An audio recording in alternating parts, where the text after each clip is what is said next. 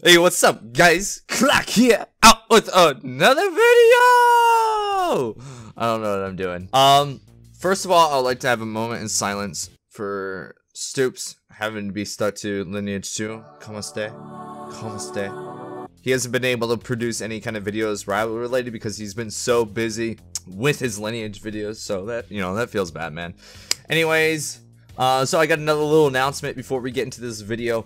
I am making a PvE guild, I think. I don't know if I'm going to be 100% sure on that one, but I am going to be doing some Fury Warrior PvE, and I might be making some PvE content. So, I don't know if you guys are going to hate me for that, but, it seemed kind of fun. I don't know. I kind of enjoyed it. Maybe it's just, I'm just having a moment, and I just want to do PvE for a little bit, and then I might quit like a week later, just like how I did for WoW. I don't know. Alright, so let's go ahead. I keep getting questions about the breakdown of how to play a balanced druid, and in these videos I'm pretty much just going to be talking about your priorities and what to be looking out for. So with that information in mind, let's go ahead and start the first game. Now, since we are facing a rogue, our main objective as a DPS is to get in combat as fast as possible. But you're going to see is we don't get in combat fast enough for our healer to not get sapped. He gets sapped. So what I immediately do is I go in bear form. And what I notice is the Shadow Priest is just running up right away, meaning they're probably going to want to go our Restless Shaman with that setup they're going right now. So I'm going to get feared right here into a sap, into a stun from the Mistweaver. So our main objective right now is to keep our healer alive. So when I come out of this, I'm going to want to CC as much as possible. Our Elemental Shaman could go for a Hex, but he's going for off heals. Either or is really fine. If he went for a Hex, he would still off heal. Again, this is just peel mode. We're not going for any pressure. There's no reason. There's nothing happening except for our healers dying. But so, as you can see, they're not even doing that much pressure. They pop their cooldowns. He is triple DR'd stun, so that means he can't get stunned again, and he's already at 80%. Right now, we're looking pretty freaking funky fresh. Their setup is really horrible. They even use silence on our healer, and again, here's that stun. So my main objective once I come out of this is to CC, prolong their damage so it doesn't do anything.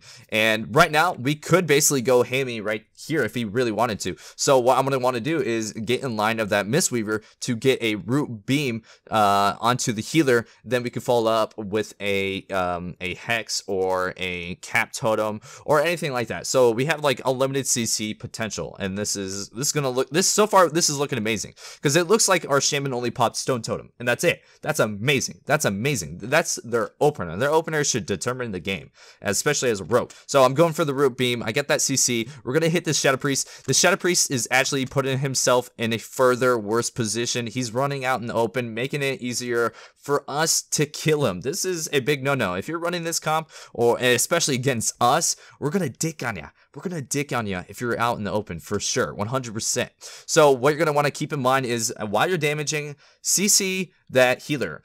Ask your teammates, are you going to get a Hex? Are you going to get a Cat Totem? Are you going to be able to get it? Like, most of the time, you might even have to go for the Cyclone and Hex because one might get kicked. So, you see how they're on my Restless Shaman or my Ellie Shaman? I don't know who they're on. They're on my Restless Shaman, yeah. One of them is going to go for a Hex. One of them is going to get kicked. So maybe they both could go for it. That's also a strat you could do. It doesn't have to be one person going for the CC. You know what I mean? Because, what happens if one gets kicked? Then you lose all of your CC potential because the healer comes out and he's able to get some heals off. So that's a big no-no. As you're going to see, actually my Shaman gets a Hex. He didn't know if he was going to be able to get it. He gets it right there, and I Cyclone. They're like identical all the time. And I went hammy. I did Full Moon Incarn. That rogue didn't do a very good job at stopping my damage because I pretty much just soloed the Shadow Priest. So what the Shadow Priest has to do is, all he has to do is disperse. See if he disperse. He doesn't disperse. Feels bad, man. This Shadow Priest pretty much got too greedy for his global cooldowns, doing damage because our Shaman is 30% or 40%, and he pretty much got greedy. So that's the first game. Again, you're going to want to focus on spamming every global cooldown that you can onto damage while trying to maintain CC on the healer and the enemy DPS, if you can. Alright guys, that is it for this video. I just thought I would put out a nice short little video for you guys, going back to my old ways, because I do kind of miss doing videos like this.